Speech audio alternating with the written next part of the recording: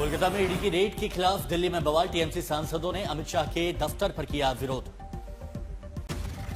TMC के 8 सांसदों ने अमित शाह के खिलाफ नारेबाजी की। सुरक्षा बलों ने सांसदों को घसीटकर हटाया, सभी को हिरासत में लिया गया। पुलिस की कार्रवाई के बाद टीएमसी ने ट्वीट कर अमित शाह पर निशाना साधा। लिखा, लोकतंत्र की गला घोटने की कोशिश, लेकिन बंगाल झुकेगा नहीं। पश्चिम बंगाल बीजेपी अध्यक्ष और सांसद समीर भट्टाचार्य का टीएमसी के धरना प्रदर्शन पर पलटवार। कहा, जनता टीएमसी को पहचान गई है। ममता बनर्जी का इस बार विश्राम पर जाना तय। ईडी की छापेमारी से बौखलाई ममता बनर्जी का बड़ा कदम। सीएम ने शेक्सपियर सरानी पुलिस स्टेशन में ईडी के अफसरों के खिलाफ खुद शिकायत दर्ज कराई। कोलकाता में ईडी की छापेमारी पर सियासी बवाल। ममता बनर्जी ने कहा, हमारी पार्टी के महत्वपूर्ण दस्तावेज और डेटा बिना अनुमति उठाए गए। ईडी और छापेमारी के खिलाफ ममता बनर्जी जताएंगी तीखा विरोध। आज दोपहर 3 बजे करीब कोलकाता में निकालेंगी बड़ा विरोध मार्च। बीजेपी का सीएम ममता पर पोस्टरवार ट्वीट कर लिखा, यह मेरी घोटाले की फाइल है, मैं इसे नहीं दूंगी। पश्चिम बंगाल की राज्यपाल सीवी आनंद बोस को जान से मारने की धमकी। ईमेल के बाद बढ़ाई गई सुरक्षा, सीआरपीएफ तैनात, हाई अलर्ट जारी। राज्यपाल को मिली धमकी के बाद अमित मालवीय का हमला। कहा, ममता सरकार में कानून व्यवस्था ध्वस्त, ईडी से फाइल छीनने में व्यस्त हैं सीएम। बंगाल की सीएम ममता बनर्जी पर अधीर रंजन चौधरी के गंभीर आरोप। टीएमसी पर चुनावी साजिश और अवैध वसूली का केंद्र बताया।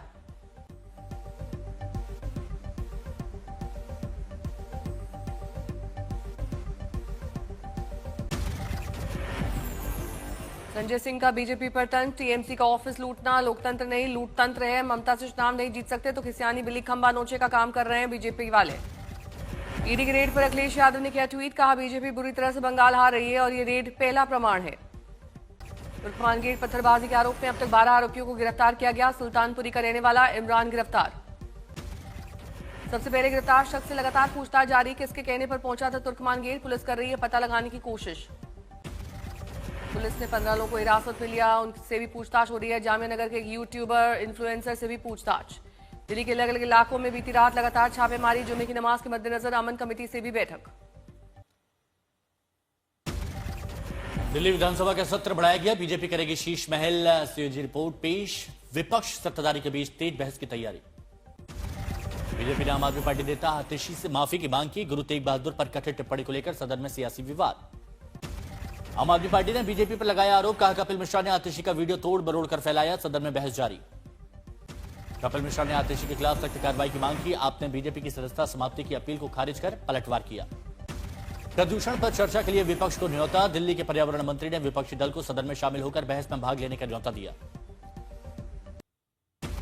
भारी बर्फबारी और 0 डिग्री से नीचे तापमान के बीच भारतीय सेना ने गुरेज घाटी में लाइन ऑफ कंट्रोल के पास मेडिकल ऑन फुट कार्यक्रम आयोजित किया।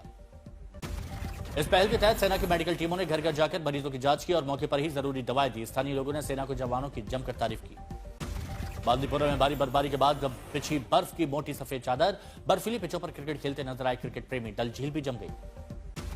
बिहार में सर्दी का भयंकर सितम। गया जी में सबसे ज्यादा रिकॉर्ड हुई ठंड। पटना समेत बिहार के 36 जिलों में कोल्ड डे की स्थिति। बिहार के 6 जिलों में पारा 5 डिग्री और उससे नीचे रिकॉर्ड। मौसम विभाग ने अगले कुछ दिनों के लिए कोल्ड डे की स्थिति बने रहने का पूर्वानुमान जताया। दिल्ली एनसीआर में प्रचंड ठंड का कहर। कई इलाकों में हल्की बारिश ने तापमान गिराया। पारा 6 डिग्री के नीचे पहुंचा। पालम स्टेशन में सबसे ज्यादा ठंड रही, जहां न्यूनतम तापमान 4.8 डिग्री सेल्सियस दर्ज किया गया। वहीं रिज और आयानगर सभी जगहों पर न्यूनतम तापमान 5.8 डिग्री दर्ज किया गया। मौसम विभाग का अलर्ट। अगले 7 दिन शीतलहर और घने कोहरे के आसार। तापमान में भारी गिरावट की संभावना। पूरे उत्तर भारत में ठंड और कोहरे का कहर लगातार जारी। राजधानी और दुरंतो एक्सप्रेस सहित दर्जनों ट्रेनें आज भी लेट।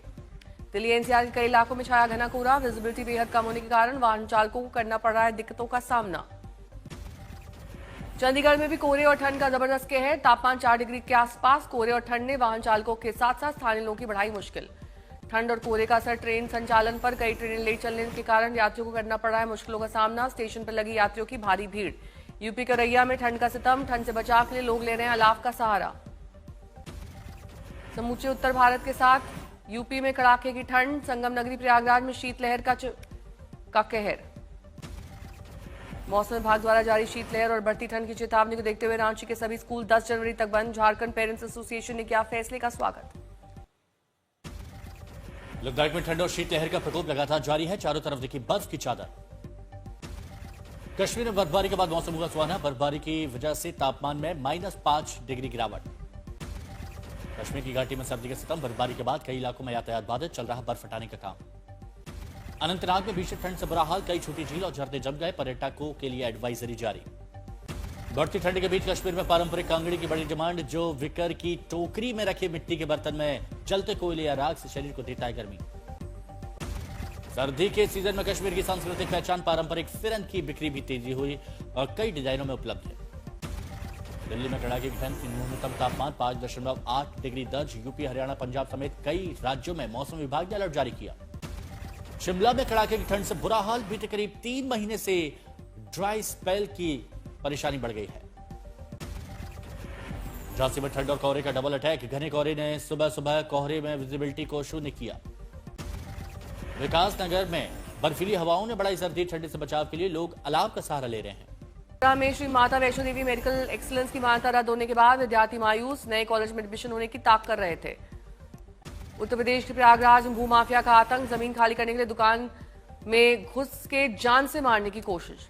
ग्रेटर नोएडा के महानंदा अस्पताल ने बकाया पैसे देने में असमर्थ परिजनों को पुलिस ने के हस्तक्षेप के बाद हॉस्पिटल ने दिया शव। कई घंटों तक परिजन होते रहे परेशान। लखनऊ में डिजिटल ठगी का खुलासा हुआ। सेवानिवृत्त पेंशनर से 54,60,000 रुपए ठगने वाला गिरोह पकड़ा गया। डीसीपी क्राइम कमलेश दीक्षित के अनुसार नीट छात्र है मुख्य साजिशकर्ता। तेलंगाना के निजामाबाद में अवैध संबंध और 2 करोड़ रुपए की बीमा के लिए पत्नी ने प्रेमी के साथ मिलकर की पति की हत्या। पुलिस ने दोनों आरोपियों को गिरफ्तार किया। मध्य प्रदेश में नहीं थम रही साइबर ठगी की घटनाएं। इंदौर में शिक्षक से 1 लाख रुपए की धोखाधड़ी का मामला सामने आया। राजस्थान के धौलपुर में अवैध खनन को रोकने गए वन विभाग के सिपाही को बदमाशों ने ट्रैक्टर से रौंदा। पीड़ित की हालत नाजुक। फिरोजपुर में दिल दहला देने वाली वारदात आई सामने। घर में दंपति और 2 मासूम बेटियों की गोली लगने से मौत। पुलिस ने शवों को पोस्टमार्टम के लिए भेजा। पटना से पांडव तक सरकारी नौकरी वाले रैकेट पर ईडी का शिकंजा। बिहार समेत 6 राज्यों में बड़ा ऑपरेशन। लुधियाना में टुकड़ों में मिली युवक की लाश से सनसनी। 2 दिन पहले मुंबई से लौटा था शख्स। पुलिस जांच में जुटी है। पिछले कुछ दिनों से देश के कई राज्यों में न्यायिक कोर्ट को ईमेल से लगातार मिल रही धमकी। राजकोट, गया, शिमला, रांची, किशनगंज, धारवाड़ में नाम इसमें शामिल है।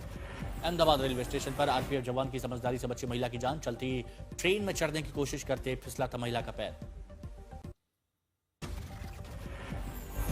राजस्थान के नागौर में स्कॉर्पियो और बस की टक्कर में 3 लोगों की मौत। हादसे में कार सवार अन्य 5 गंभीर रूप से घायल। जयपुर के एसएमएस अस्पताल में 6ठी मंजिल से कूदा मरीज। पिता बोले बिना बोले वार्ड के बाहर गया और छलांग लगा दी। उदयपुर में देर रात बस और ट्रक की भीषण टक्कर। हादसे में 2 की मौत, 13 घायल। इंदौर के भरू घाट में कपड़े के झोले में मिली नवजात बच्ची। पुलिस ने मासूम के परिजनों के संबंध में किसी प्रकार की सूचना मिलने पर संपर्क करने की अपील की। बेतिया में विवाहिता की संदिग्ध मौत। जला शव बरामद। अंतिम संस्कार के दौरान पहुंची पुलिस।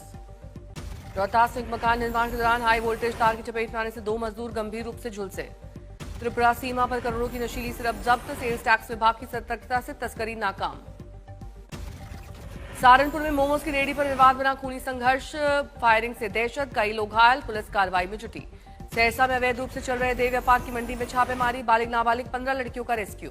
ग्रेटर नोएडा में ऑनलाइन गेमिंग के नाम पर ठगी करने वाले गिरोह का भंडाफोड़। 3 पुरुष 5 महिलाएं गिरफ्तार।